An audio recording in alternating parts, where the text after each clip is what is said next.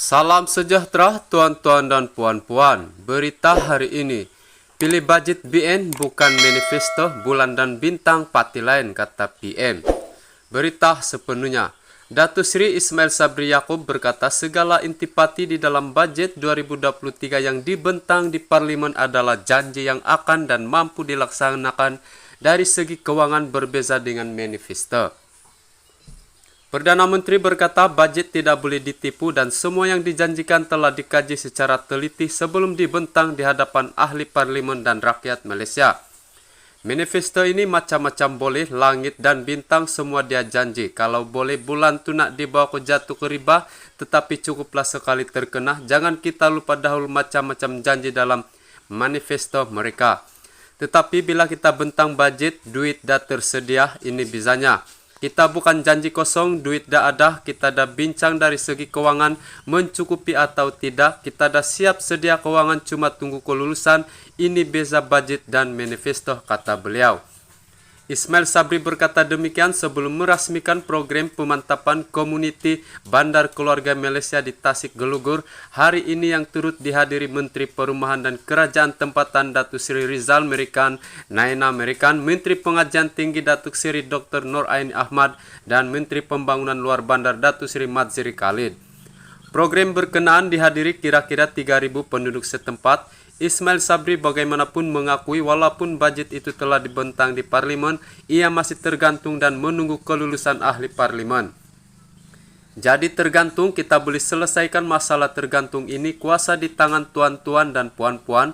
Pastikan lepas PRU15 Perdana Menteri yang sama, kabinet yang baru dibentuk di bawah saya, insya Allah budget yang kita luluskan akan dibentang semula dan diluluskan dalam kerajaan baru yang akan dibentuk nanti, kata beliau.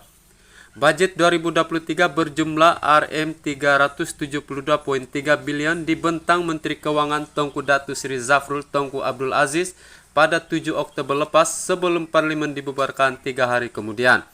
Mengenai budget 2023, Ismail Sabri berkata antara lain kerajaan memperuntukkan sebanyak RM7.8 bilion untuk pemberian bantuan tunai yang akan memanfaatkan seramai 8.7 juta penerima, yaitu jumlah peruntukan dan penerima terbesar dalam sejarah. Kita jaga kepentingan rakyat selaku menteri yang lama dalam Barisan Nasional.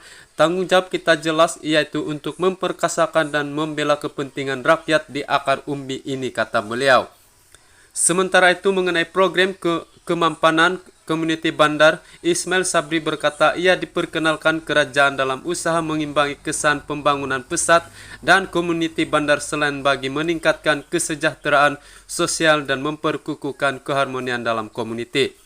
Pelaksanaan PKKB dibuat setelah mengambil kira kepentingan semua lapisan dan menjalinkan kerjasama strategik dengan pelbagai pihak termasuk pihak berkuasa tempatan dan badan-badan bukan kerajaan NGO, kata beliau.